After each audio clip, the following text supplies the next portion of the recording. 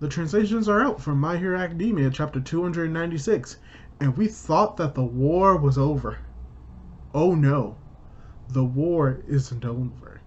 It has only just begun.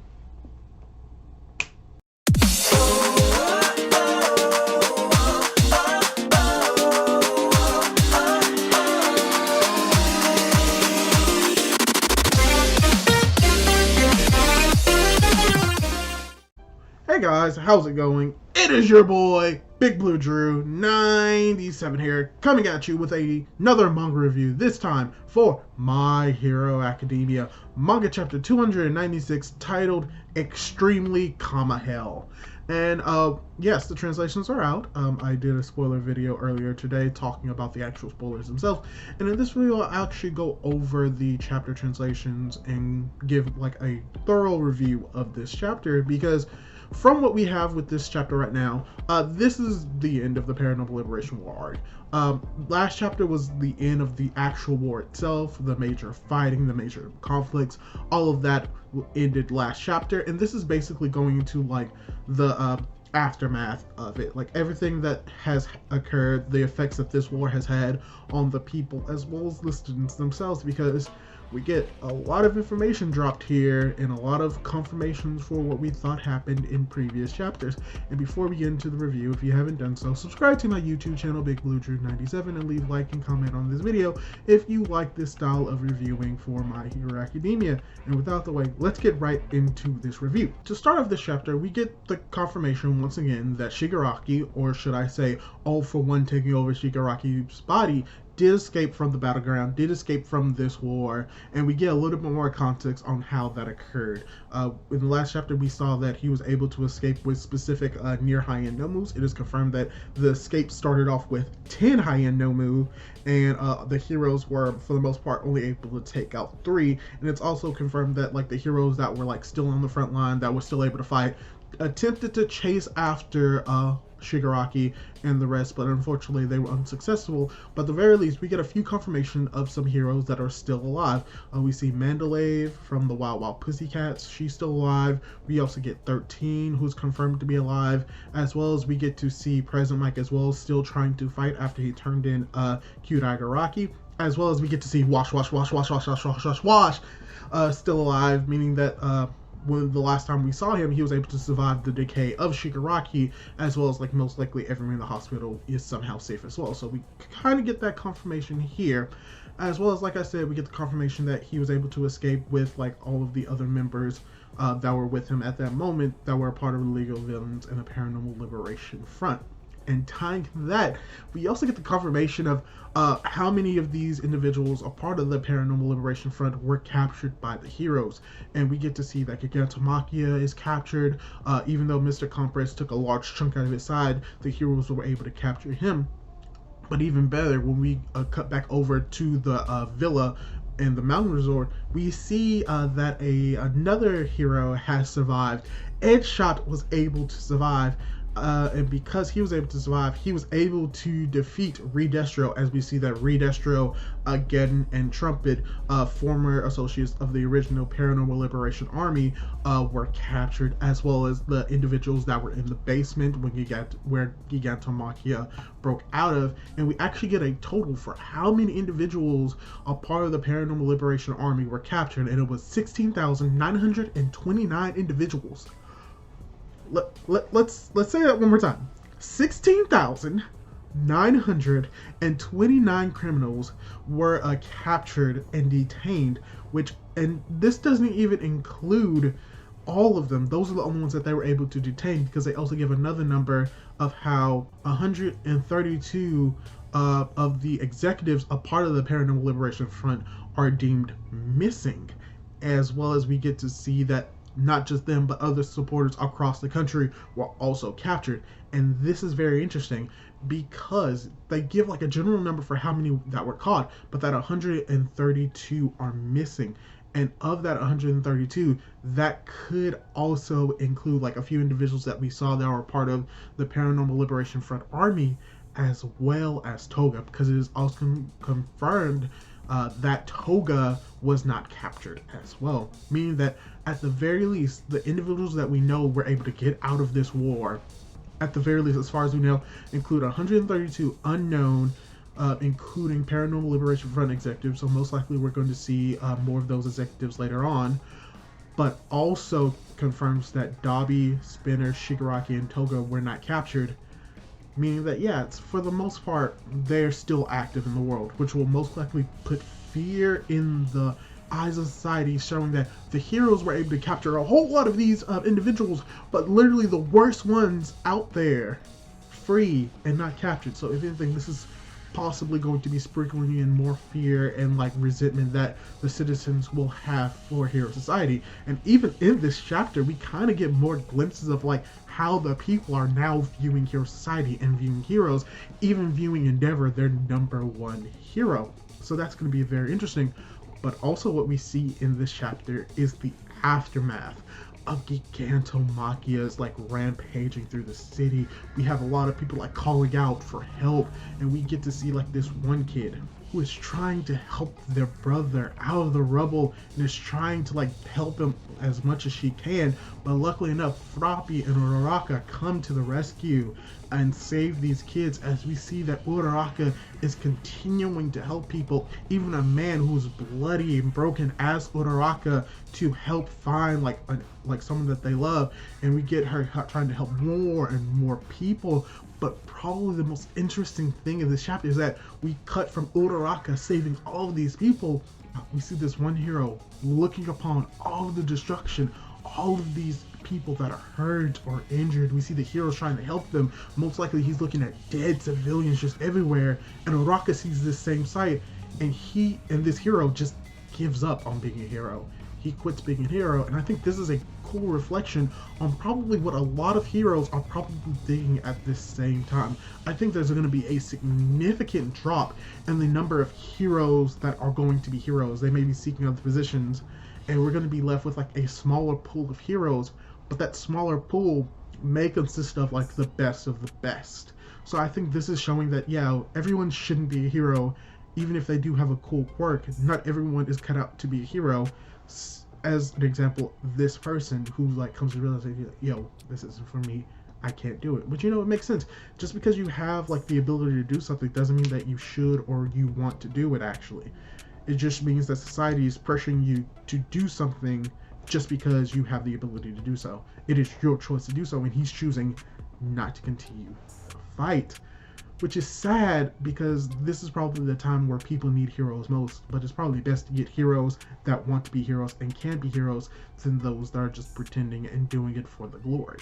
And now, there's another scene that I really want to talk about, but before we get to this scene, because it kind of gives spoilers to a particular individual no longer being among us, we actually get confirmation on what happened to Shigaraki when he was woke up and when he was resurrected. We thought that the electrical current that like sent through the water electrocuted Shigaraki, and that is what woke him up. That's what brought him back from the dead. In actuality, no. Shigaraki was dead. Shigaraki died when President Mike and Miracle broke him out of that tank. He was dead, confirmed dead. And the electric shock was actually not enough that would have woken him up, because something else that we probably didn't realize, that Exless, who was right next to him, if the shock was so great enough to wake him up, why wasn't Exless affected by it? And we get the confirmation for why that may be the case, and it's because Shigaraki revived himself. Or to be exact, his determination, his will, his dreams, his drive to do what he wanted, he basically forced himself to live. He forced himself back to life, and because of that, because of his determination, a lot of people died. And we get this page of heroes that they're saying were lost due to Shigaraki waking up. We see Exless, we see Crust, we see like the snake hands dude that was cut down by Toga, and we even see, give me a moment, and we see Native, who is also confirmed to be dead, because if you remember correctly, he was in the Hero Killer Stain arc. But probably the most impactful death that we see on this scene, and it's confirming that this individual is dead, is Midnight. And this is important because a few pages prior, we see the hero kids. We see we see Kirishima, we see Momo, we see Ashido, we see Sato. We see them looking over the body of presumably Midnight, and it wasn't confirmed that she was dead at that moment, nor was it confirmed that she was dead when she was hit by that rock. But in this chapter, being placed at the top of all of these heroes, and many of these heroes are confirmed to be dead, it is confirming that Midnight is dead as well. And this, I may not like the idea that Midnight is dead, but this shows that there is consequence in this arc. Even like if Aizawa gets his leg back, Midnight is dead.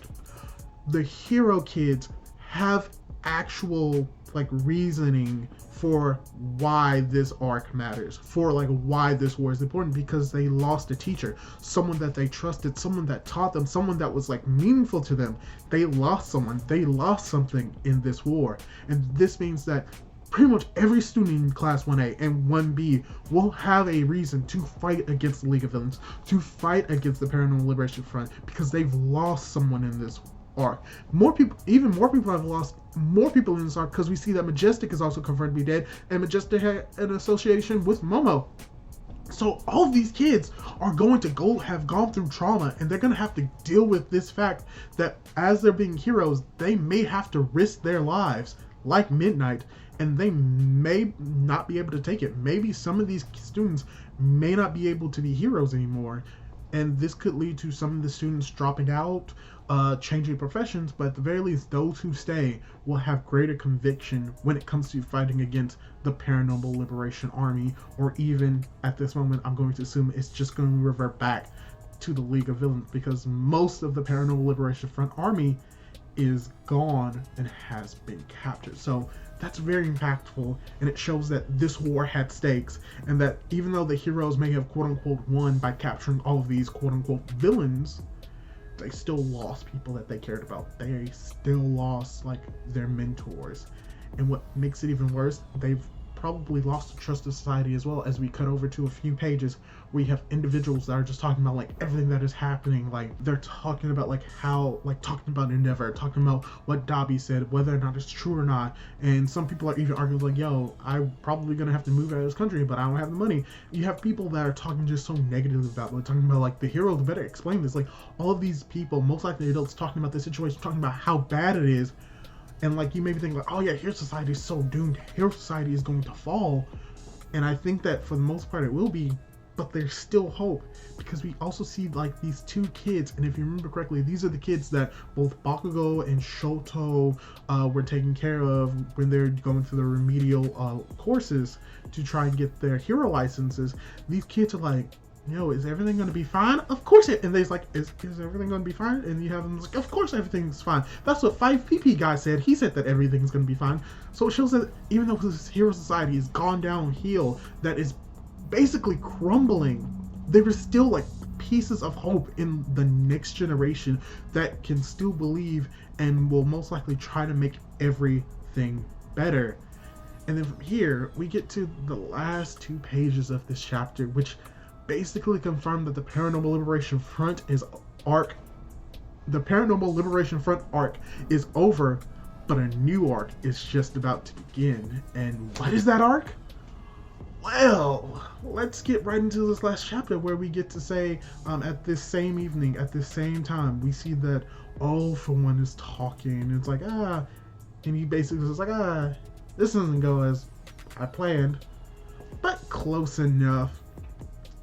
Anyways, I bet you they're thinking like, oh yeah, I'm just gonna stop here. Oh no, it's still my turn. All you Nomus, can you go break out my original body out of Tartarus? Thanks. As the chapter ends, and I'm like, okay, so we're gonna have the Tartarus breakout of jail arc immediately after this, possibly. Cool. So yeah, like I said, this ending basically confirms that yeah, the arc is over, but a new arc is just about to begin, and it's going to involve these Nomu, and most likely the other members of the League of Villain, breaking into Tartarus, rescuing All For One and bringing him back to this location wherever they are. So, you know, cool.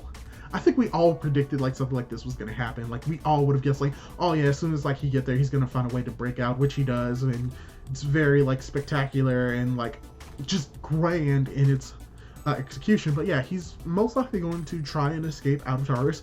Whether or not it's going to be successful or not, I cannot say for certain, because really at this moment, All For One has taken over Shigaraki's body, at the very least temporarily, and we don't know when or if Shigaraki is going to wake up out of this state.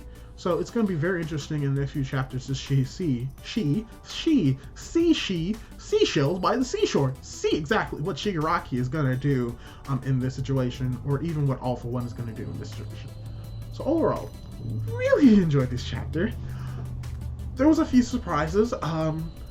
We obviously got to see the destruction of the city, which I think was going to be very apparent, showing that, yeah, whatever happens, like, it's changing society forever, because people have died. Like, legitimately, people have died.